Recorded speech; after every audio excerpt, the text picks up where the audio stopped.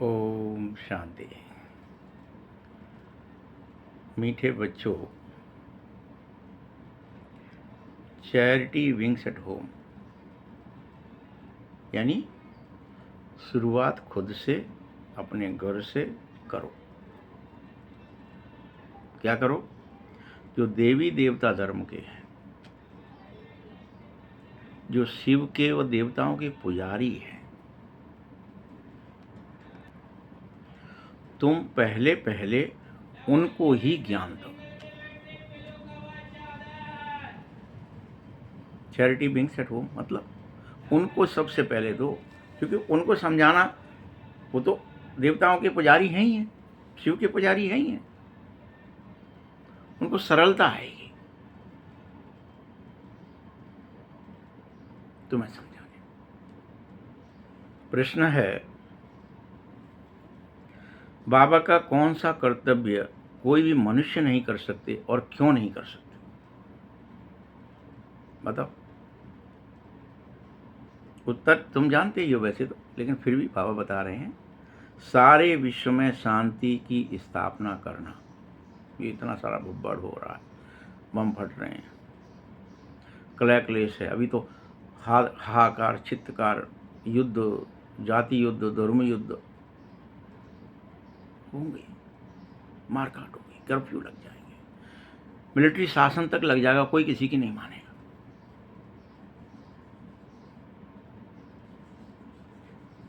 ऐसा विश्व शांति का कर्तव्य एक बाप का है। मनुष्य विश्व में शांति स्थापित कर ही नहीं सकते, कुछ भी करेंगे बब्बड़ होगा, क्योंकि सब विकारी है। विकारी कभी शांति स्थापित नहीं कर सकते। शांति की स्थापना तभी हो सकती है जब बाबा को जाने और पवित्र बन जावे।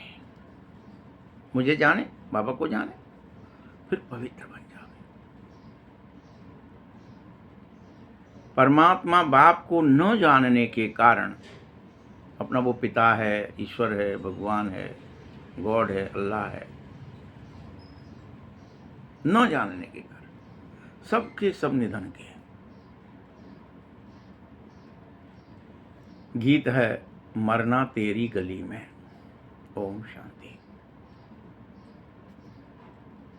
ओम शांति का अर्थ घड़ी घड़ी बताने पड़े, क्योंकि बार बार तुम भूल जाते हो कि आत्मा शांत स्वरूप है। क्योंकि यह ओम शांति का अर्थ कोई जानता नहीं है, जानता है तो मानता नहीं है, स्वीकार नहीं, अनुभव नहीं करता है कि मैं शांत स्वरूप। घड़ी घड़ी बोलना पड़ रहा है बाप को, मन मना भो, मन मुझे दे दो, मन मुझे दे दो। मतलब क्या है मन मना भो? मतलब बेहद के बाप को, जो सबका पिता है, उसी को याद करो। यही मन मना भाव है। कई मनुष्य तो ओम का अर्थ भगवान कह देते हैं, ओम माना भगवान। सोचो, नहीं जानते तो कह देते। बाबा कहता है, ओम माना मैं आत्मा, यह मेरा शरीर। भगवान नहीं।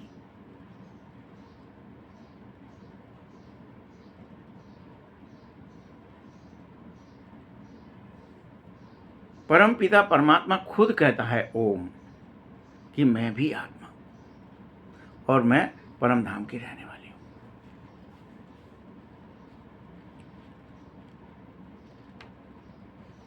एकमात्र तुम में और मुझ में अंतर क्या है, इसे समझो। समझ गए कि तुम जन्म मरण में फेरे में आते हो, मैं नहीं आता हूं। यही अंतर है बस।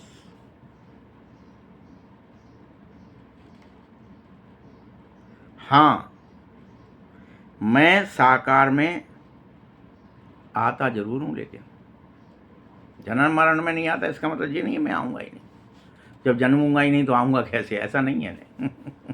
कई मनुष्य सोच सकते हैं ना कि जब जन्मेगा ही नहीं तो आएगा कैसे फिर।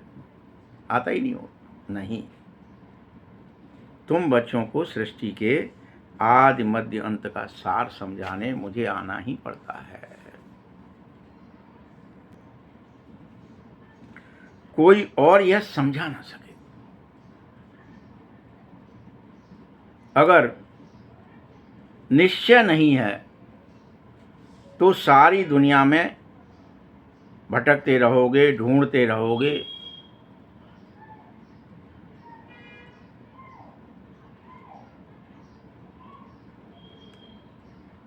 कोई है जो अपना और सृष्टि का आदि मध्य अंत का ज्ञान दे सकता है। कोई है, इसे स्वीकार करो। कोई है।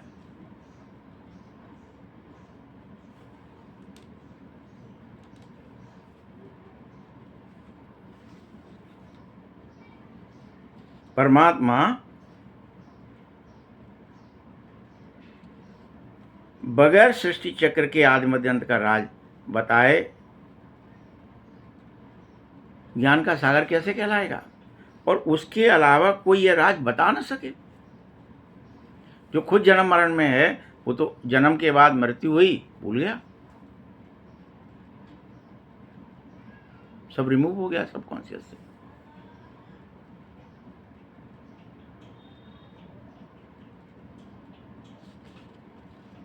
कोई भी बाबा के बगैर यह राजयोग सिखा नहीं सकता है। ये राज है, इसे बता नहीं सकता। क्या राज है? कि तुम एक खेल में फंसे हो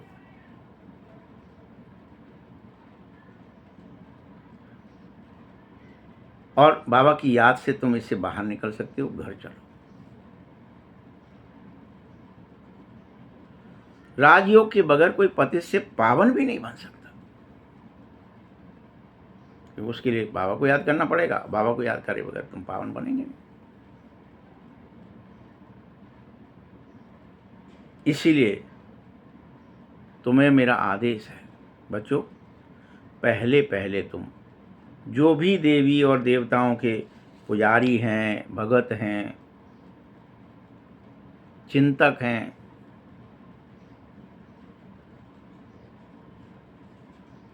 अनुयायी हैं, उनको पुरुषार्थ, उन पर पुरुषार्थ करो, उन्हें समझाओ।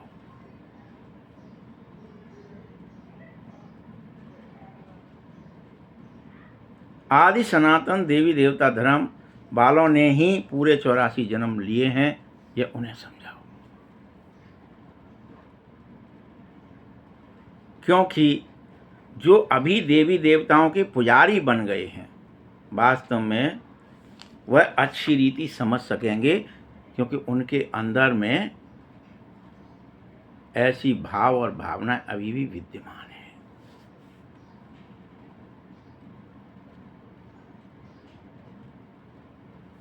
वो देवताओं के टाइम में आने वाले हैं, वही समझ पाएंगे।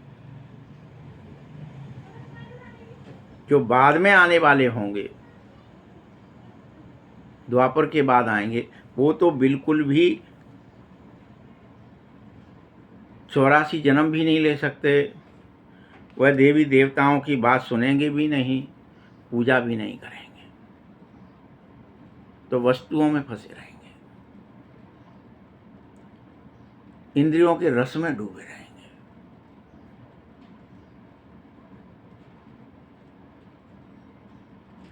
इसीलिए कहता हूं, सुनेंगे वही जो देवताओं के पुजारी होंगे, जो भगत होंगे, जो गीता पढ़ने वाले होंगे।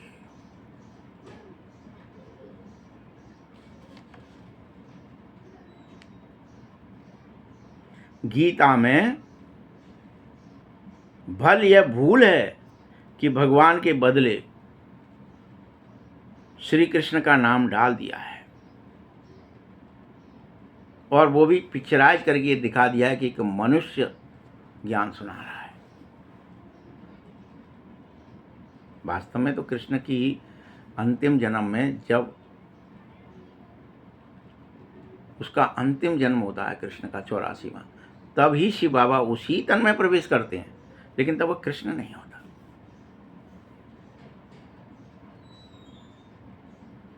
और उससे गीता ज्ञान देते हैं। ये गूढ़तम रहस्य है, लेकिन नहीं समझ पा रहे। सोचते हैं कृष्ण ने, अरे कृष्ण से पहले वाले जन्म में जब वो कृष्ण नहीं था, उसको सुनकर, उसको समझकर, उसका पालन करके वह कृष्ण बना। जब पतित हो गया था, दुखी हो गया था, भिखारी हो गया था, तब ज्ञान मिला।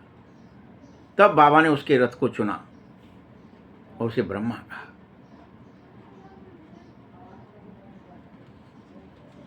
तो गीता पढ़ने वालों को यह बात तुम्हें समझानी जरूर चाहिए। उनसे पूछना चाहिए कि परमात्मा शिव से एक्चुअली आपका क्या रिश्ता है, क्या संबंध है, क्या समझते हो शिव को, उनके प्रति तुम्हारा क्या विश्वास है।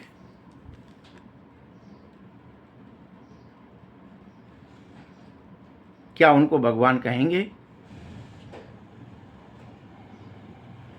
या श्री कृष्ण को भगवान कहेंगे? बच्चों, तुम्हें तो पता है कि कृष्ण तो देवी गुण वाला है। उसकी देवी राजधानी थी। उस राजधानी में जितने थे मनुष्य, उस समय जब वह कृष्ण था, तो सब के सब देवी गुण वाले देवता थे।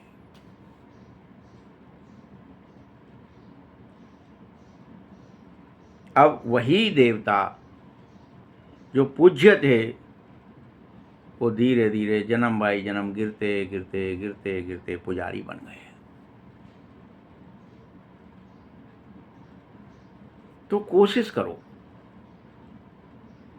कि पहले पहले आदि सनातन देवी देवता धर्म वालों को ही ज्ञान देना चाहिए, उठाना चाहिए, सहयोगी बनाना चाहिए। इसके लिए बाप तुमसे कहते, चैरिटी बिगिंस एट होम। अपने घर से शुरुआत करो, अपनों से शुरुआत करो। वो अपने हैं।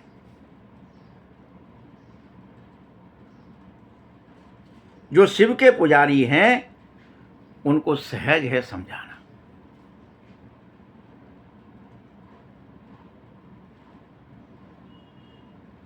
यह भी समझाओ, बल शिव जन्म मरण में नहीं फंसते, लेकिन फिर भी आते जरूर हैं। समझाओ ये बात। तभी तो उनकी जयंती मनाई जाती है। उनका शरीर स्वरूप नहीं होता है, इसलिए उनको ज्योतिर्लिंग दिखाते हैं। न स्त्रीलिंग, न पुरुलिंग, न नपुंसकलिंग, ज्योतिर्लिंग आते हैं, इसलिए जयंती। वही परमपिता परमात्मा है, जरूर आकर राजयोग सिखा रहा है, और कोई मनुष्य मात्र यह राजयोग सिखा न सके। श्री कृष्ण को या ब्रह्मा को, दोनों में से किसी को भी भगवान नहीं कह सकते, भले उसका प्रथम जन्म या लास्ट जन्म। एक ही आत्मा थी। जबकि सर्व का सद्गति दाता शिव बाबा ही है, एक ही है, वही है। वही ज्ञान के सागर हैं। उस कारण सबका शिक्षक भी बाबा ही है। सृष्टि के आदि, मध्य और अंत की हिस्ट्री, ज्योग्राफी भी दूसरा कोई जान न सके, जानता ही नहीं है। बाप कहता है, मीठे बच्चे, मुझे ज्ञान का सागर, चैतन्य बीज रूप भी कहा जाता है।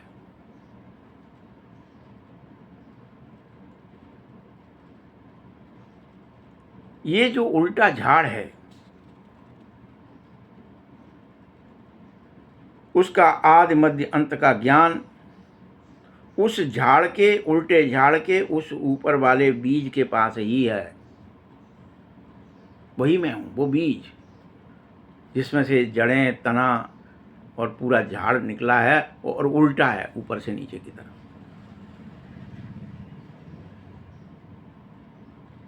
इसीलिए मुझे ज्ञान का सागर और सर्वशक्तिमान अर्थात ऑलमाइटी अथॉरिटी कहते हैं।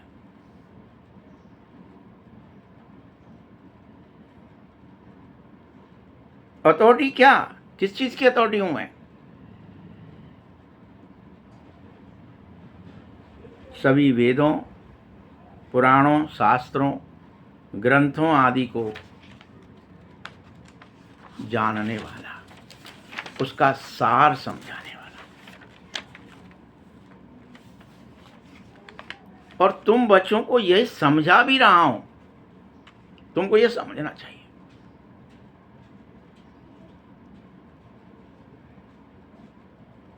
भल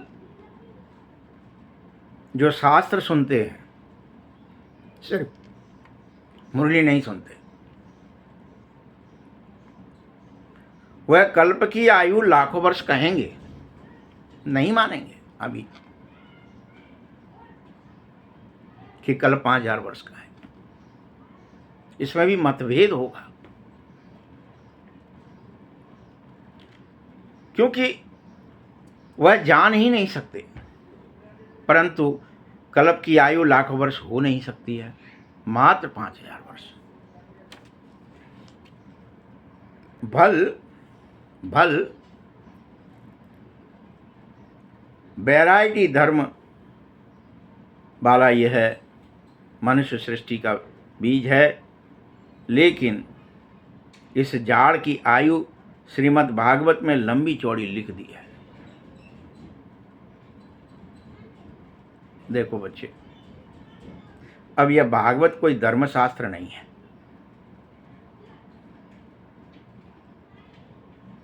तुम्हारा धर्मशास्त्र भागवत नहीं, गीता है।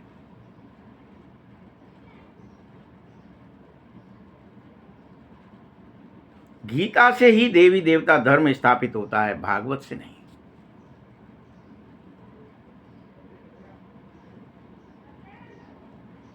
भागवत, महाभारत आदि, उनसे कोई धर्म की स्थापना हो ही न सके।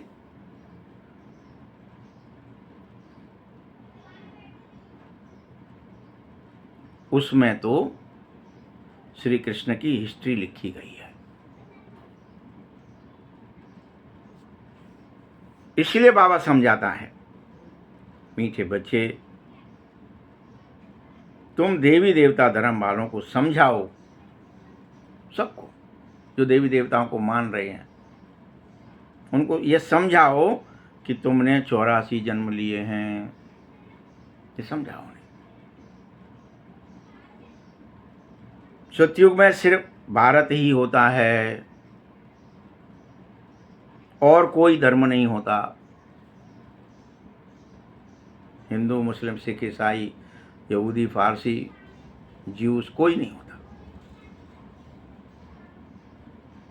बुद्ध कुछ नहीं होता। जैन, भारत ही होता है, एक ही धर्म होता है, आदि सनातन देवी देवता।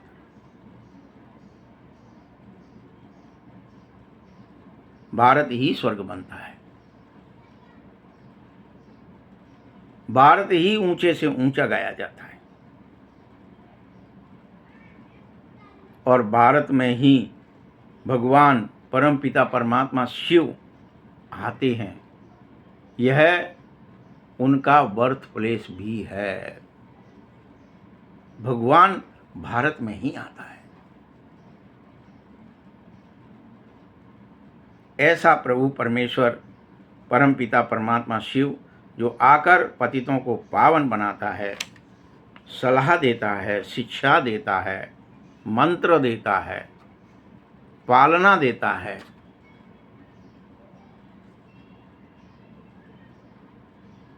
शिव की पूजा भी भारत में ही होती है।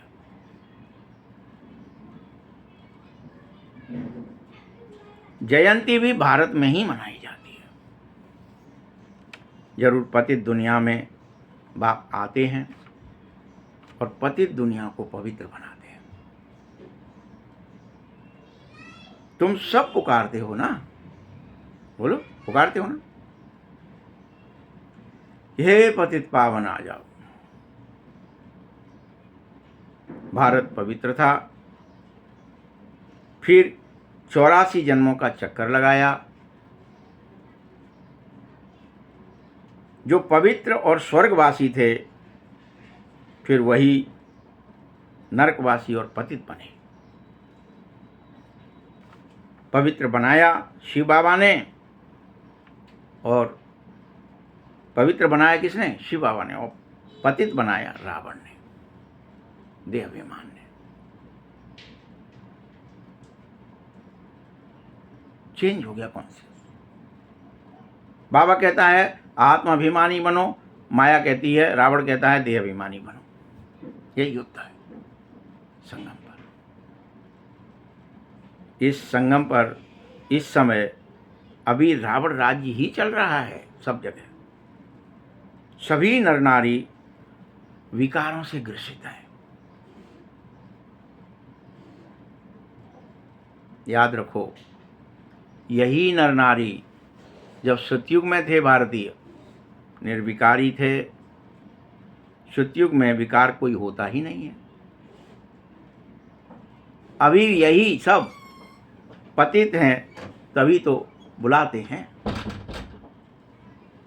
आओ आकर हमको फिर से पवित्र बनाओ। सतयुग में हम सो पवित्र थे, 21 जन्म पूरे राम राज्य में थे। अभी तो रावण राज्य में सब विकारी हो चुके हैं। बाबा कह रहा है, बच्चे काम तो महाशत्रु है।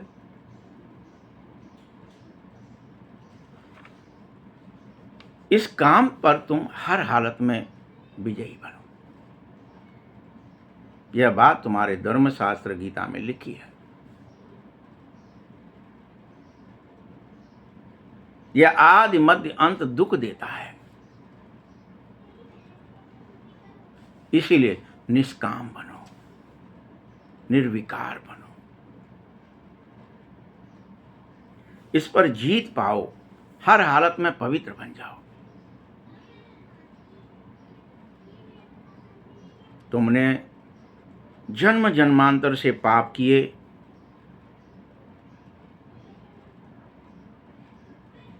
और पतित पतित बनते ही चले गए, गिरते ही चले गए।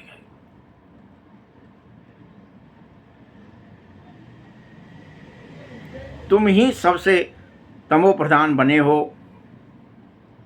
तुम्हारी ही आत्मा में खाद पड़ी है। पहले जो गोल्डन एज में थे, फिर तुम ही सिल्वर एज, कॉपर एज और आयरन एज में डॉट डॉट डॉट खाद पढ़ते पढ़ते पढ़ते पढ़ते सीढ़ी उतरते क्या हालत हुई।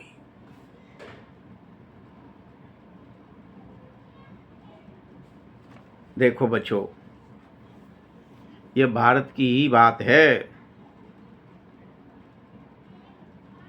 कि तुम को मैं स्पष्ट समझा दूं।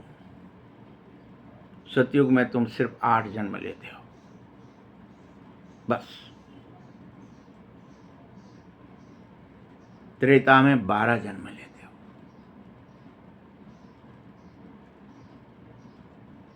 फिर भारतवासी जो सतयुग में देवी देवता कहलाते थे, सूर्यवंशी थे, वही त्रेता में आकर चंद्रवंशी हो जाते हैं।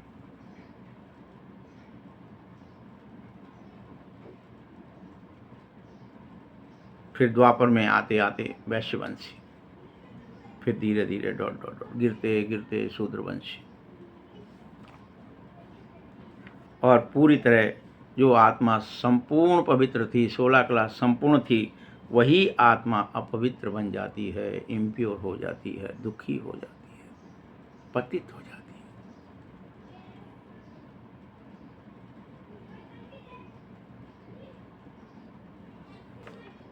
मैं आकर के कलप कलप भारत को स्वर्ग बनाता हूं, और कलप कलप रावण भी इसे नरक बना ही देता है। ये खेल ही ऐसे बना हुआ है। तभी तो बाप समझा रहा है, मीठे बच्चे, अब समय आ गया है रावण के नरक से बाहर निकलने का। ज्ञान सागर बाप का बनने का। तुम स्वयं ज्ञान सागर बाप के बनकर स्वर्गवासी बनो। ऊंचे से ऊंचा शिव बाबा सबका पूज्य है। पहले पहले तुम उसकी पूजा करते हो। जब रावण राज्य आता है तो हमने यहाँ दिखाया कि रावण राज्य आया तो रावण ने सबसे ज़्यादा पूजा। अरे रावण राज्य में तो पूजा तुम करते हो, रावण कोई की पूजा नहीं करता, माया कोई की पूजा नहीं करती, वो तो शासक है। शिव की पूजा तुम ही करते हो। तुम देह अभिमान में आ जाते हो और पूजा करने लगते हो।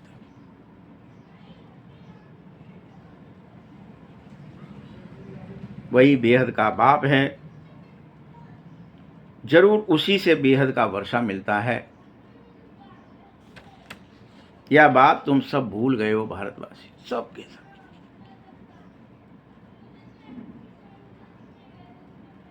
क्या क्या भूले हो पता है?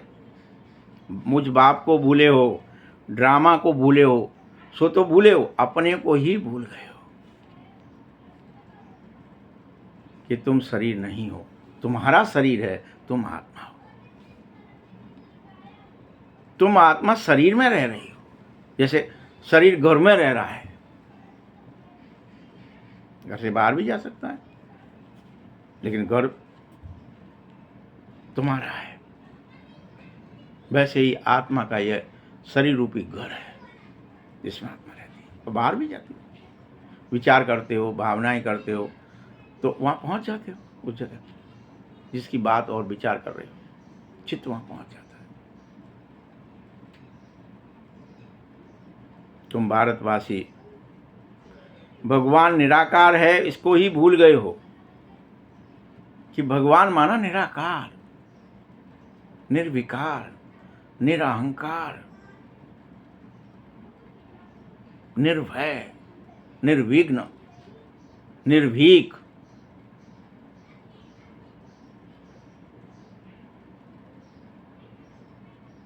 भगवान को मनुष्य याद करते हैं, ऐसे नहीं कि हम सब भगवान ही भगवान हैं, सब में भगवान व्याप्त है।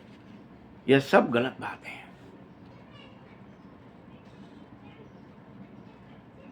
एक तरफ तुम भगवान को याद भी करते हैं और दूसरी तरफ भगवान की घोर ग्लानि भी करते हो। एक तरफ ग्लानि क्या करते पता है? तुम मुझे ठिक्कर भित्तर हर जगह सुगर, कुत्ता, बिल्ली कण कण में कह देते हो। यह मेरी घोर ग्लानि है। मैं अलग हूं, जन्म मरण से परे हूं। मैं कण कण में कैसे घुसूंगा?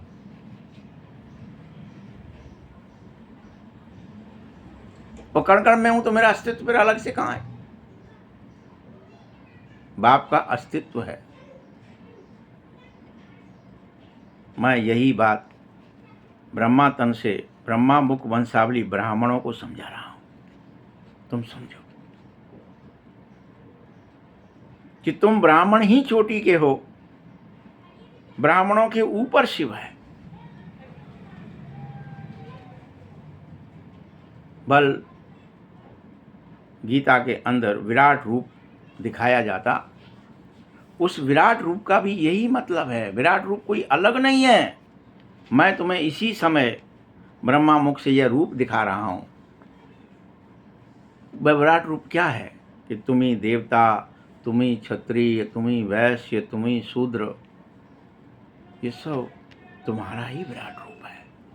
आत्मा ही चारों वर्ण में आती है। आत्मा ही ब्राह्मण, देवता, फरिश्ता, क्षत्रिय, वैश्य और शूद्र बनती है। ये विराट रूप है तुम्हारा। प्रत्येक का है। इसे देखो अपने बुद्धि से कि मेरे 84 मूंड हैं, पैर 2 ही हैं, मतलब मैं ही अकेला ही, 2 पैर मतलब क्या, एक ही व्यक्ति, इंडिविजुअल एक, लेकिन उसके मूंड मूंड मूंड मूंड क्यों दिखाए कि उसके अनेकों जन्म होते हैं, उसकी अनेकों परिस्थितियां आती हैं, वही सब कर रहा है। वही सतयुग में था, वही त्रेता में आया, वही द्वापर में आया, वही कलयुग में आया, वही यही विराट रूप है।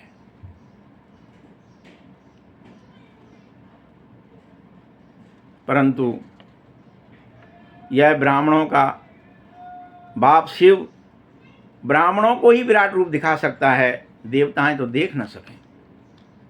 तुम जब देवता बन जाएंगे तो जरूरत नहीं है, लेकिन ब्राह्मणों का नाम ही नहीं है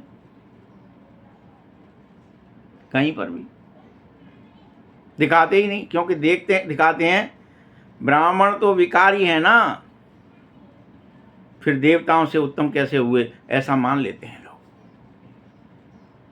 वो उस लौकिक ब्राह्मण पर देख लेते हैं, शरीर को देख लेते हैं।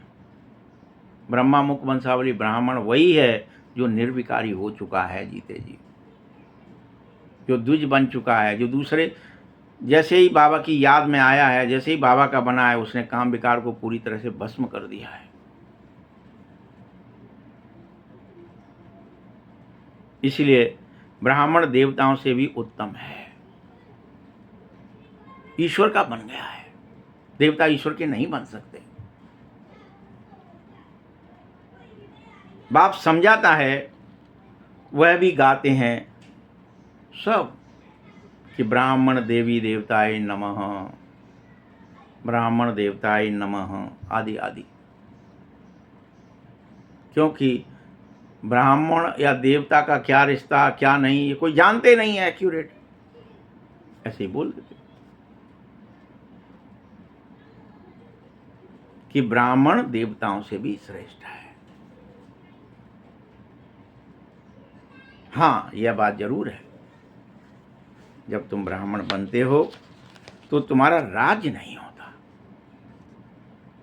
तो हमने क्या कर दिया, ब्राह्मण हो तो शासक नहीं बनोगे, शासक तो क्षत्रिय बनेंगे, शासक तो कोई और बनेंगे, वैश्य बनेंगे, शूद्र भी शासक बनेंगे, लेकिन ब्राह्मण शासक नहीं बनेगा, राजा नहीं बनेगा, भीख मांगेगा ऐसा मान लिया। ब्राह्मण खेती बाड़ी भी नहीं करेगा, भिक्षाटन नहीं करेगा, ब्राह्मण तो पढ़ेगा पढ़ाएगा, बस लालन पालन का और कोई विधान नहीं होगा, राजा नहीं बन सकता है, सुख नहीं भोग सकता है, ऐसा मान लिया। और ये भूल गए कि जो ब्राह्मण बना है वही देवता बनकर सब कुछ भोगता है, राज्य भाग्य सुख संपत्ति साम्राज्य सब मिलता है तुम्हें। तुम एक्यूरेट जानते नहीं हो कि इस समय शिव बाबा तुम ब्राह्मणों द्वारा स्वर्ग की स्थापना जो कर रहा है, यह भी भूल गए हो। शंकर द्वारा नरक का विनाश भी बाबा ही करता है। ब्रह्मा द्वारा स्थापना तो शंकर द्वारा किसका विनाश, नरक का विनाश। जैसे कल्प पहले महाभारत की लड़ाई लगी थी, उसके बाद स्वर्ग आ गया था, स्वर्ग के दरवाजे खुले थे, गेट खुले थे, स्वर्गारोहण हुआ था, परंतु यह बात भी कोई समझ न सके कि कौन सा स्वर्गारोहण हुआ, कैसे देहाभिमान गला, कैसे आत्माभिमान जागृत हो गया और कैसे सब स्वर्ग में चले गए। कुछ भी समझते नहीं है। वहाँ तो बस लिख दिया कि वो तो स्वर्ग में चले गए, बाकी वो उसका नाती पंती रह गए और वो सब नरक में ही पड़े रहे, कलयुग भी आ गया, फलाना हो गया, ऐसी बातें उल्टी सीधी लिख दी।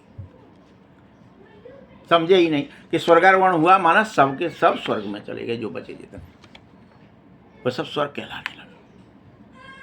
आरोहण हुआ, उत्थान हुआ, चढ़ाई चढ़ी गई, संगम युग की विनाश के बाद महाभारत होता रहा और स्थापना भी हो गई। इससे स्वर्ग के गेट खुले। गाते तो हो लेकिन समझते कुछ भी नहीं हो। यह भी दिखाया गया है कि इस रुद्र ज्ञान यज्ञ में क्या होगा, विनाश ज्वाला प्रज्वलित होगी। बरोबर अभी वही पाठ तो चल रहा है बच्चों कि 5000 वर्ष पहले यह लड़ाई जैसे लगी थी, पतित दुनिया विनाश हुई थी, वैसे फिर से वही लड़ाई लग रही है, पतित दुनिया विनाश हो रही है। बाबा तुम्हें गुप्त रीति से गीता का ज्ञान सुना रहा है, और जब तुम गीता ज्ञान सुन लेंगे तुम्हारा स्वर्गारोहण हो जाएगा। वहाँ पर भी महाभारत में 3 सेनाएं दिखाई।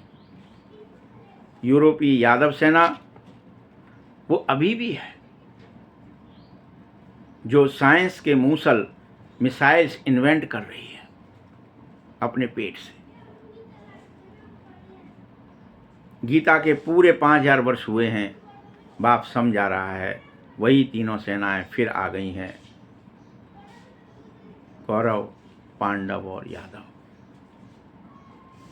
विनाश काले विपरीत बुद्धि हो गई है, वो सब कौरव कहे जाएंगे। विनाश काले प्रीत बुद्धि सब पांडव कहे जाएंगे।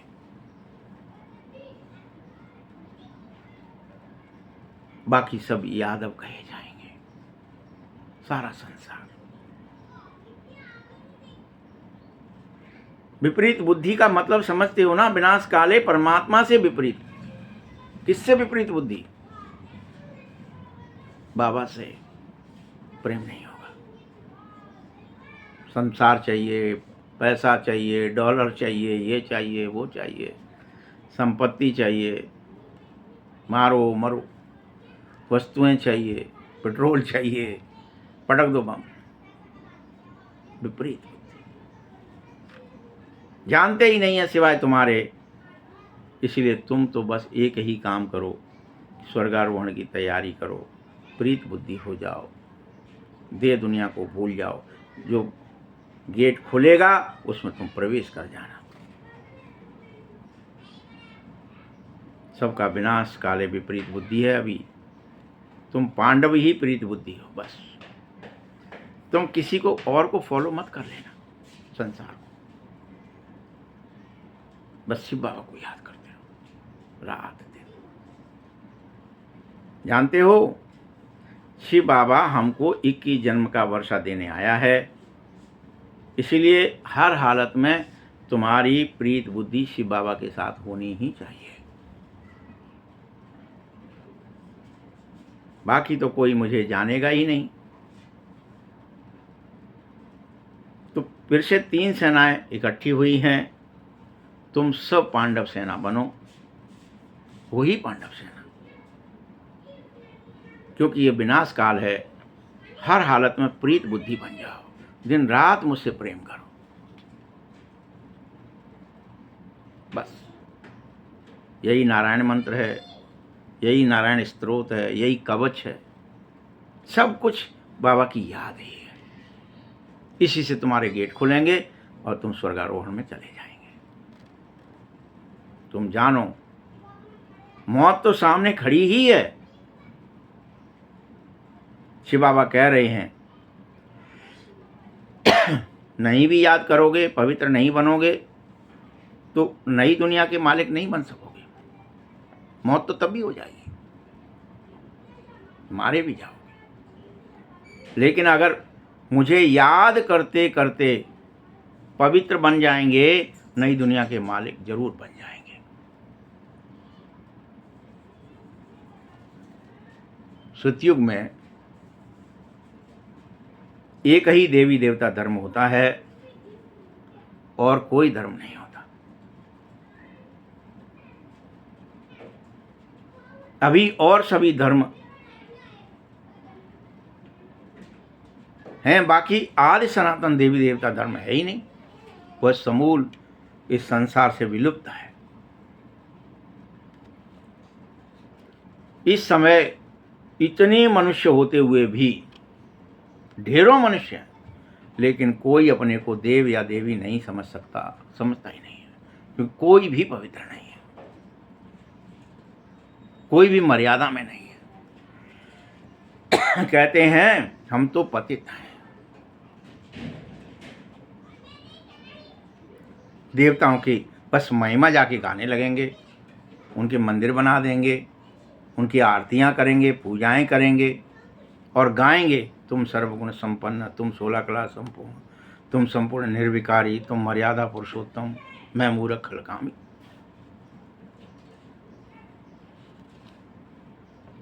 अपने को सदा विकारी कहते हो,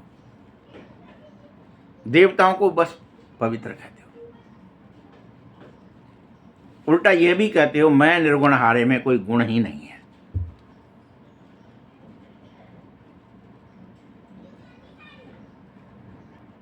और क्या करते हो? बाप को याद करते रहते हो, बस मालाएं जपते हो, मंत्र फेरते हो। तुमको एक बाप को याद करना चाहिए। बाप को याद करे बगैर कोई भी मनुष्य पवित्र नहीं बन सकेगा, कोई भी मनुष्य ऊंच पद नहीं पा सकेगा। अपवित्र दुनिया का जब विनाश हो तभी तो दुनिया में शांति आवेगी, सुख आवेगा।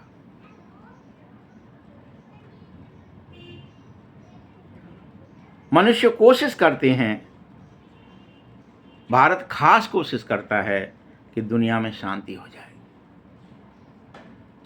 परंतु यह तो शिव बाबा का काम है भाई, कोई मनुष्य तो शांति करा ना सके, क्योंकि मनुष्य तो है ही विकारी।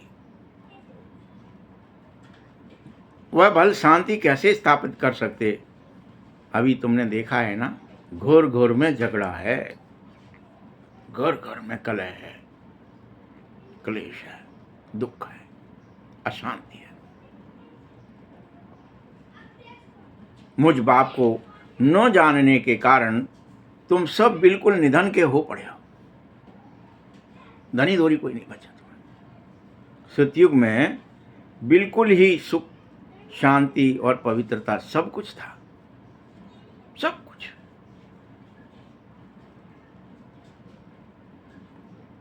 अभी फिर बाप का आदेश है, बच्चे मैं वही बाप तुम्हारे लिए पवित्रता, सुख, शांति फिर स्थापित कर रहा हूं, आओ तुम उसमें स्थित हो जाओ। और यह काम कोई दूसरा कर भी ना सके। भारतवासी इस समय सभी नरकवासी हैं।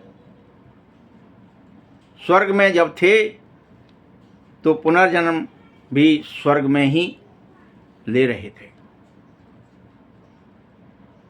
अब पतित हो, इसलिए पतित पावन बाप को याद करो।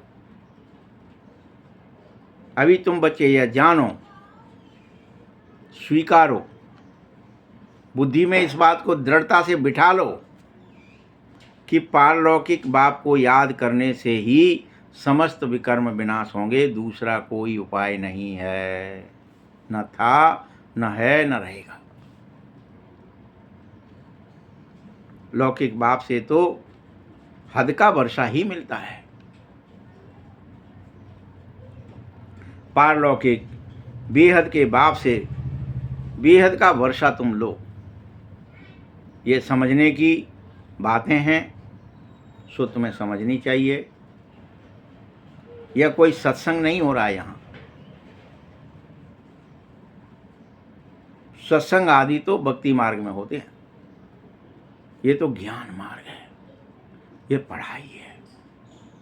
युक्ति युक्त, योग युक्त होकर पढ़ो, धारणा करो पक्का दृढ़ता के साथ।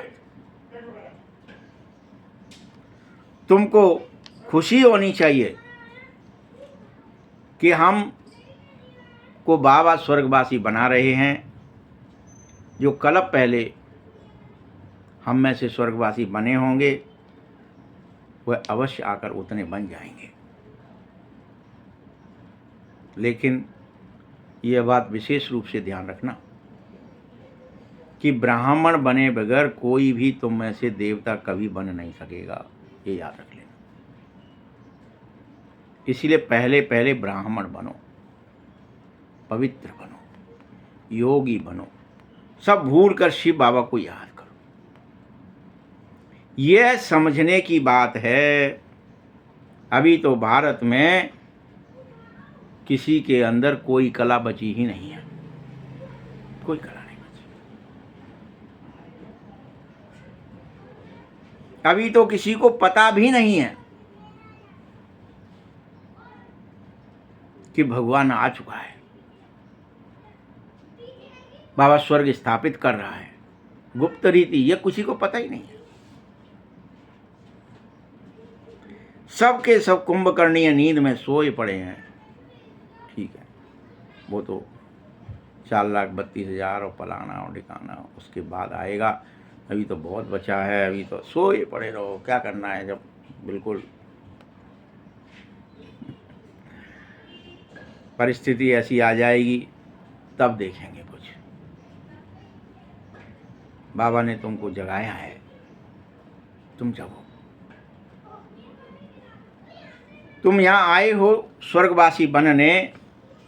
ये स्वर्गवासी बाबा के सिवाय कोई बना नहीं सकेगा। याद रखना, स्वर्ग अलग से कुछ नहीं होता है। स्वर्गवासी का अर्थ ही है सतयुगी। सतयुग को ही स्वर्ग कहते हैं।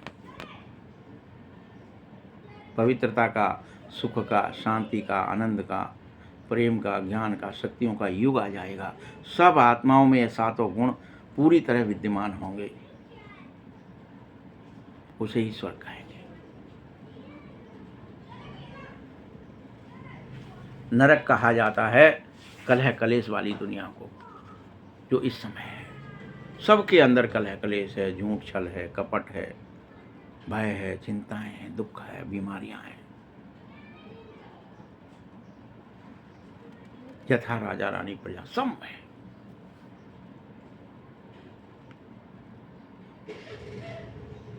मूल बात जो नरक की है वो ये है कि यहाँ सब विकार से पैदा होते हैं। कोई बिना विकार पैदा हो न सके।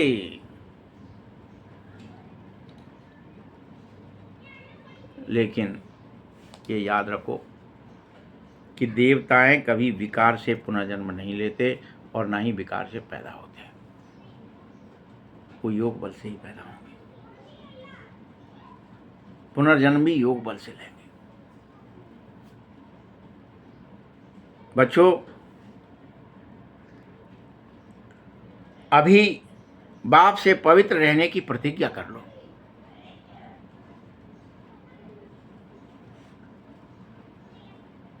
लेकिन बाप ने देखा है कि तुम चलते फिरते अभी हार खा रहे हो। चलते फिरते अगर तुमने पवित्रता की प्रतिज्ञा में हार खाई तो पता है, चाहे जितने दिन की कमाई की सब चट हो जाएगी। जिस दिन हार गए उसी दिन, चाहे किसी भी विकार से हार गए। जो भी कमाई करते हो वो सब चट हो जाती है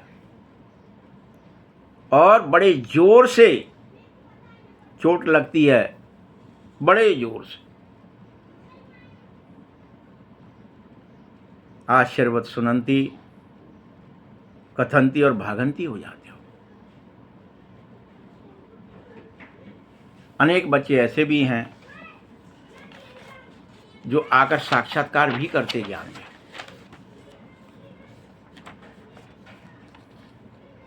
परंतु अकेले साक्षात्कार से माया प्रवेश हो सकती है बच्चे, बहुतों में प्रवेश हो जाती है।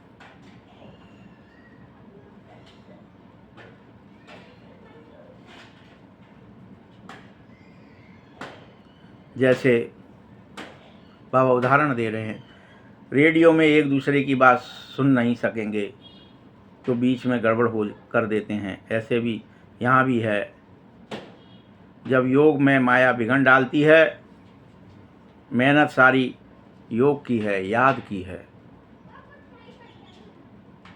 माया विघन इसी में डालेगी।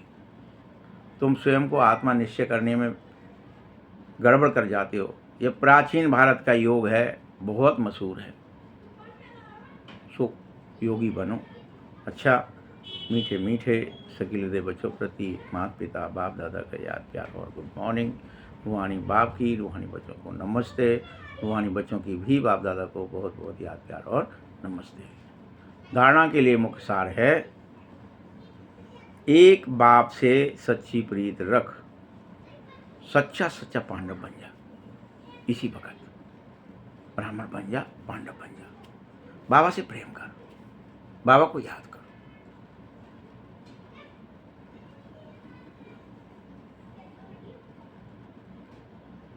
मौत सामने खड़ी है बच्चे, इसीलिए पवित्र बन के पवित्र दुनिया का मालिक बनने का पुरुषार्थ कर, बस बाकी सब भूल जा।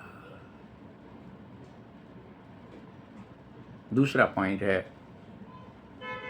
काम महाशत्रु जो आदि मध्य अंत दुख दे रहा है, उस पर तुझे हर हालत में जीत प्राप्त करनी है, पवित्र बनना ही है। याद से विकारों की खाद निकाल, आत्मा को गोल्डन एज बना। क्या कर? याद से विकारों की सारी खाद निकाल और फिर से आत्मा को सोना बना, गोल्डन एज बना, पवित्र बना। वरदान है, मर जीवा जन्म की स्मृति द्वारा कि मेरा मर करके नया जन्म हुआ है, अब मैं शूद्र नहीं हूं, ब्राह्मण बन गया हूं। इस स्मृति को सदा रखो। ये वरदान है आज का कि मर जीवा जन्म की स्मृति द्वारा कर्म बंधनों के को संबंधों में परिवर्तन करने वाले परोपकारी भव। जो भी मेरे कर्मों के बंधन थे वो कट गए हैं और वो संबंध में परिवर्तन हो गया। लौकिक कर्म बंधन का संबंध भी जब मरजीवा जन्म के कारण श्रीमत के आधार पर सेवा के संबंध का आधार होता है। कर्म बंधन नहीं, सदा सेवा का संबंध है और सेवा के संबंध में वैरायटी प्रकार की आत्माओं का ज्ञान धारण कर चलोगे तो बंधन में तंग नहीं होंगे। लेकिन अति पाप आत्मा, अपकारी आत्मा से भी नफरत व घृणा के बजाय, चाहे वो कितना ही कोई पापी है, कितना ही कोई अपकारी कर रहा है, कितना भी कोई घृणा कर रहा है, तुम्हें उससे घृणा या नफरत नहीं करनी है।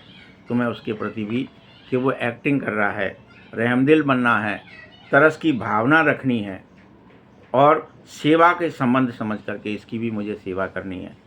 नामी ग्रामी विश्व कल्याणकारी परोपकारी गाय तभी जाओगे जब तुम सबके साथ रहमदिल बन जाओगे, सब पर तरस करोगे, सबको सेवा, सबकी सेवा करोगे विश्व की।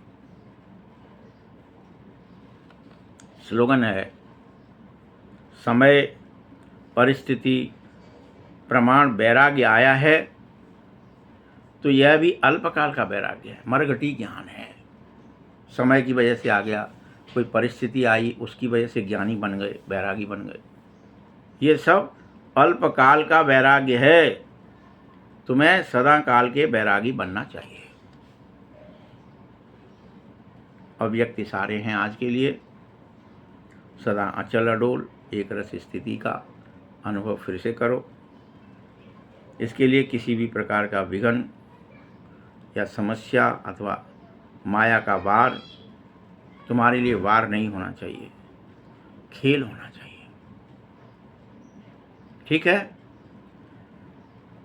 खेल के समान अनुभव हो तो खेल समझने से खुशी खुशी पार कर लोगे, तुम्हारी अवस्था एक रस हो जाएगी।